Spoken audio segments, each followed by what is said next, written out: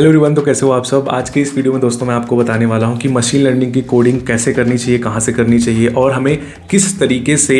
देखो, थ्योरी तो कंप्लीट हो जाती है, थ्योरी अब मेन जो होता है वो प्रैक्टिकल होता है। अच्छा, यूट्यूब पे भी प्रैक्टिकल है, ऐसा नहीं अवेलेबल है, लोगों ने कोड करके दिखाया, बट वो सिर्फ बिगिनर लेवल का है। जो मेन चीज़ें हैं वो सारी करके दिखाई है। जो हार्ड कोडिंग होती है वो आपको खुद से करनी पड़ती है और वो आपको यूट्यूब पे बहुत कम जगह मिलेगी।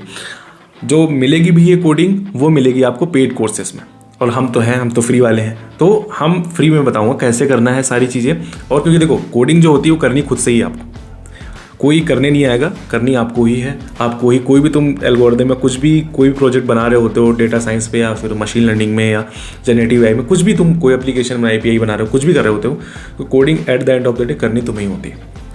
अच्छा, जो यूट्यूब पे जो वीडियोज़ हैं उसमें पहले क्या होती है, थ्योरी पढ़ा देते हैं पूरी, ठीक है। थ्योरी पढ़ाने के बाद मैंने पढ़ा, इस वजह से मैं प्रैक्टिकल चीज़ें बता रहा हूँ। पहले थ्योरी होती है, थ्योरी के बाद क्या होता है, नीचे उन्होंने लिखा होता है कि ये प्रैक्टिकल है। तो प्रैक्टिकल में होता है कि प्रैक्टिकल में सिंपल से कोड है। अच्छा, उनकी भी कोई गलती नहीं उसमें, जो उन्होंने पढ़ा है वो आपको वो पढ़ा रहे हैं। तो और हमने भी वही सारी चीज़ें पढ़ी है कि भाई सिंपल सा कोड होता है लीनियर रिग्रेशन का, वही 4 लाइनों का कोड लिख दिया, उसके पीछे की वर्किंग क्या कुछ नहीं पता है ना।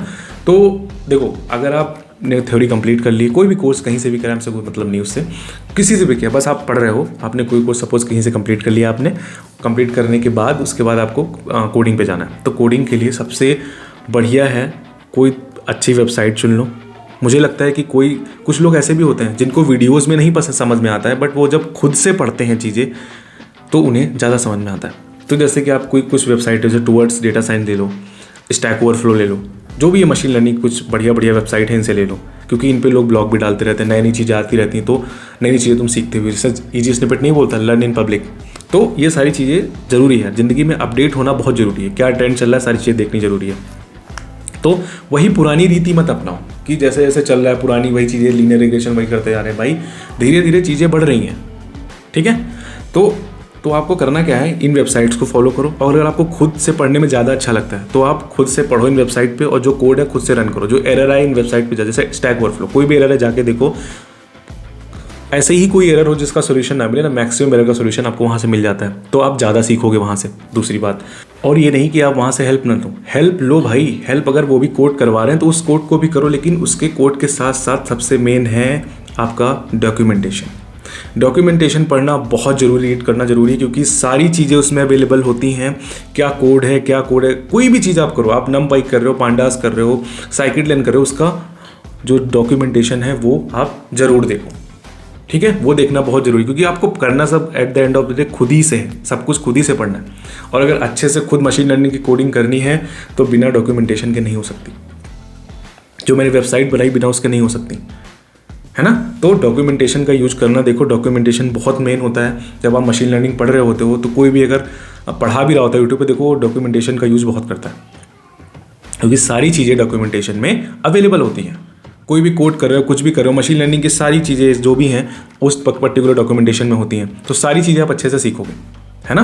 तो डॉक्यूमेंटेशन का यूज करो, वेबसाइट्स का यूज़ करो, जो भी मैंने सारी बताई, Stack Overflow, Towards Data Science, इन सारी चीज़ों, और फॉलो करते हो ट्रेंड क्या चल रहा है, क्या सारी चीज़ें चल रही हैं, क्या ब्लॉग्स डाल रहे हैं, क्या आने, जैसे जनरेटिव एआई है अभी बहुत ट्रेंड में चल रहा है, तो ये सारी चीज़ें फॉलो करो। इन सारी चीज़ों को, क्या नई चीज़ें इसमें, कैसे कोडिंग हो रही है, कोई कोर्स अवेलेबल है या नहीं है, ये सारी चीज़ें पढ़ते चलो।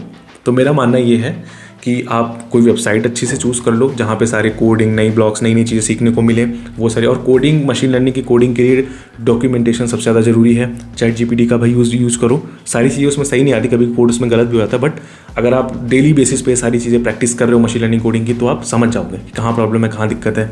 डॉक्यूमेंटेशन से बहुत सारी चीज़ें सीखोगे, और बेसिक सी सारी चीज़ें सीखोगे, बेसिक से एडवांस तक जाओगे आप। कोई भी कोड बिल्ड करना है, सारा डॉक्यूमेंटेशन में लिखा हुआ है, एक चीज़, उसके बारे में नीचे थ्योरी भी लिखी हुई है कि क्या सारी चीज़ें हैं, कैसे क्या हो रहा है, क्या क्या फंक्शंस यूज हुए हैं, हर एक फंक्शंस के बारे में अलग अलग सेपरेट लिखा होता है। कभी भी आप पढ़ना जाके डॉक्यूमेंटेशन, पांडास, नमपाई या किसी भी चीज़ का, टेंसरफ्लो, केरास का, तो उसमें हर एक चीज़ बड़ी कायदे से मेंशन होती है।